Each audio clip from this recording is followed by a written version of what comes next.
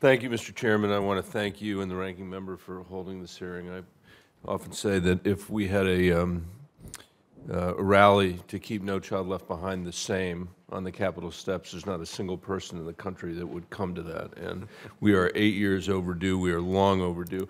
I'm honored this morning to introduce my friend Tom Boasberg, the superintendent of the Denver Public Schools. Tom joined DPS as the Chief Operations Officer in 2007 while I was superintendent, and then was unanimously appointed superintendent in 2009 by a grateful school board who no longer had to deal with me. Before joining DPS, Tom served as Group Vice President of Level 3 Communications, where he was responsible for the company's mergers, acquisitions, and strategic partnerships. Prior to Level 3, he was a legal advisor to Reed Hundt, Chairman of the Federal Communications Commission at the FCC. He helped establish the E-rate program. Tom began his career as a junior high school English teacher in Hong Kong's public schools. He claims to speak fluent Mandarin and Cantonese, and since I can't speak either, I have no idea whether that's actually true or not.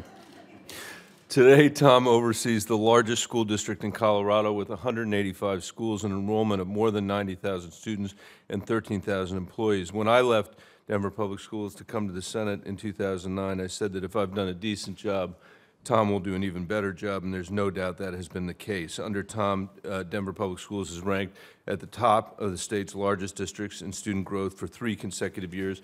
In 2005, Denver was dead last. Just last year, Denver Public Schools students eligible for free and reduced lunch had stronger academic growth than non-free and reduced lunch students statewide in math and writing. In DPS's non-free and reduced lunch, students showed more growth than their state counterparts in math by 8 points. On top of that, Denver's English language learners have outperformed the state's. Tom also happens to be responsible for educating my 3 daughters. As we begin to talk about reauthorizing ESCA, we need to hear the voices of those who are fighting every day to improve our kids' education, and Tom Boasberg, in my view, is at the top of that list. So, Tom, thank you for being here today, and we're all looking forward to hearing your testimony. Mr. Chairman, thank you for including me. Great. Thank you very much for this opportunity to be with you here this morning. My name is Tom Boasberg. I'm superintendent of the fastest growing school district of any city in this country, the wonderfully diverse Denver Public Schools. We have seen remarkable progress in the last decades under reform started by my predecessor, Senator Bennett, at a time when he had a job with truly complex and challenging public policy issues to grapple with. In that time, we have increased our number of graduates by over 1,000 students a year, increased our on-time graduation rate for our African-American Latino students by over 60%. We've decreased our dropout rates by over 60%. And we've gone from the school district with our students having the lowest rate of year-on-year student progress of any major district in the state to being now the district for 3 years in a row where our students, on a student-by-student basis, are demonstrating the highest rate of yearly academic progress. As a result, our enrollment is booming as our families come back to and stay in our schools. In the last 7 years alone, our enrollment has increased by a remarkable 25%. Nevertheless, we continue to have significant achievement gaps between our students based on income and race and ethnicity, and we are determined to eliminate those achievement gaps. One key to our progress is our refusal to be imprisoned by the ideologically polarizing debates and false conflicts that we often see around us. We need to focus on what works for our kids. We can't be stuck in an either-or world. The needs of our kids, over 70% of whom qualify for free and reduced lunch, are simply too great. So what does that world look like, a both-and world look like? It's a world where we can dramatically improve our district-run schools, unleash the creative energy of our teachers to open innovative new schools, and at the same time welcome high-performing charter schools. It's a world where both district-run and charter schools work together as public schools to drive greater equity in our community.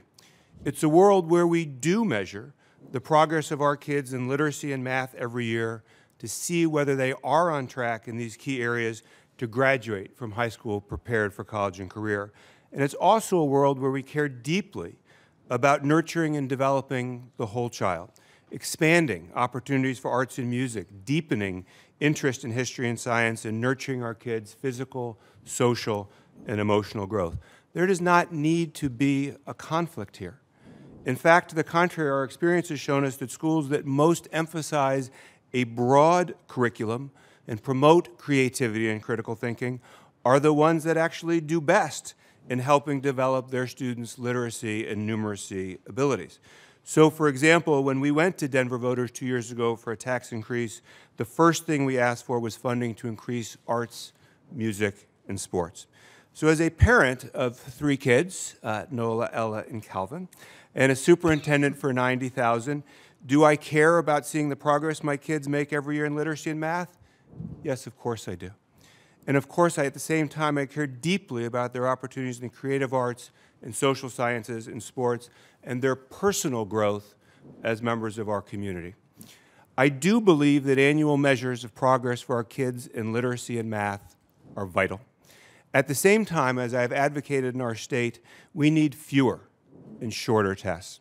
For example, I do not see why we cannot have good measures of student progress that are limited to no more than 3 or 4 hours combined time for literacy and math per year, or less than 0.5% of students' total annual classroom time. We as a state need to eliminate the other state tests that have been added in recent years that are unrelated to the law before this committee today. The new generation of assessments do a good job at helping us understand how our children are progressing in literacy and math. This transparency of how kids are doing is vital. Vital for students, for parents, and for teachers. Likewise, having annual data about students' growth is vital to see what is working best in our schools. Transparency and the holding of clear, high standards are important for all kids, but they are particularly important for our kids in poverty and our kids of color. Historically, too many of our most vulnerable students have not been held to the high standards that will enable them to compete for and succeed in college and the knowledge-intensive careers in today's economy, and it is absolutely essential that we do so. And that is why accountability is also vital here. Not accountability in a blaming or punishment sense, but accountability to recognize and see what is not working and then to make the necessary changes in the extraordinarily high-stakes work we are all committed to help our children and families break out of poverty, to help all kids realize the potential they are born with. So as we celebrate this week the birthday of Reverend Martin Luther King Jr., I hope that we can help all of our kids live in the both-and world that they deserve. Thank you, Mr. Chairman. I hope that wasn't as reluctant as it sounded. No, I read last week, and others in the committee I'm sure did as well, that for the first time in the country's history, a majority of our public school children in this country are poor enough that they qualify for free and reduced lunch. That is a shameful situation that we find ourselves in. And when No Child Left Behind was passed, we couldn't say that. The majority of our children weren't that poor. They are today. And in my view, that's why this discussion is so important, because the attempt at No Child Left Behind was to create a system of accountability that disaggregated data and showed us, how kids were performing by income and also their ethnicity, and it's demonstrated the huge achievement gap that exists in this country. And all of us have different policy issues that we focus on, but in my mind, if you want to cure this problem of poverty in our country, the way to do that is by making sure people can read when they're in the first grade. That's the most important thing that we can do. And Senator Collins made an excellent point, I thought, earlier, which was that No Child Left Behind really asked and answered the wrong question, which was, how did this year's fourth graders do compared to last year's fourth graders? And not only did it ask the wrong question, an irrelevant question, if you're a fourth grader becoming a fifth grader, but then there was high-stakes accountability tied to that. That meant that states and local school districts and schools were responding to the wrong question by attempting to make changes, which in the end didn't do much for our kids. The field has moved well beyond that. The people out in our communities and across the country have moved well beyond that.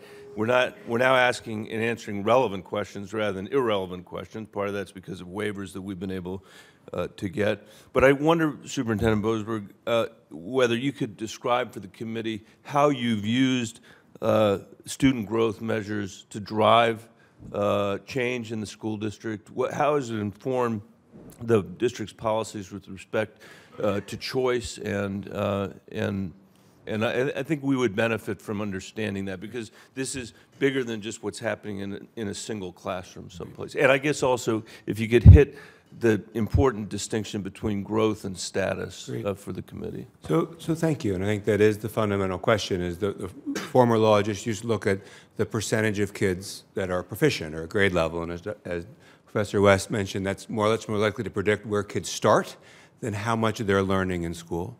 And so where we have moved is looking at growth, which is how much progress does a student make from one year to the next. And again, that's equally important for high-achieving students as it is for low-achieving students. And when you just measure status, i.e., are they proficient, are they at grade level, you're ignoring kids who are well above, you're ignoring kids who are well below, because it's unlikely their status will change from one year to the next. But you want to see their growth. You want to see how much they are learning, and that's why the annual nature of assessments are so important. So we do look first and foremost at growth because, for example, we used to have schools where the students were relatively high status, but their growth was low, and they coasted. They said, look, X% of our kids are grade level, we're doing great, congratulate us. But kids weren't really doing that well. They were going into those schools doing well, and they were stagnating, or they were slowing down. And when we began to measure growth and to disaggregate growth based on race, ethnicity, students with disabilities, that shone a real light on how kids were actually doing. And again, the important thing was not just to shine the light, but to say, what are we going to do differently? Again, that's accountability. What are we going to change to see more growth? I also think the growth data is absolutely essential for parents as well, because parents, again, want to see how much their student is going to grow. Now, for parents, of course, I think the first thing they should do and look in schools is to visit schools and visit classrooms, see if they have the kind of teaching in those classrooms of the kind that Ms. Lee and Mr. Lazar talked about, this wonderfully rich and deep teaching around critical thinking. But it's also important, again, for parents to see the growth. So we're very transparent about that, and that's published. And particularly when you're in a district with where parents do have choice, where you have charter schools and district-run schools, it's extraordinarily important that the community and parents get information about how much kids are growing. Because again, if you have a system that just says X% of kids that are proficient, you set up a set of essentially moral hazard, a disincentive to take kids who are lower performing, because somehow that'll show you have X% that are not at standard. But when you look at growth, you're equally then have that obligation and incentives to serve all kids and serve all kids well. So therefore, particularly in an era of choice and accountability, as for example with charters, we have to make decisions about which charters to authorize, which charters to close. We've welcomed high-performing charters.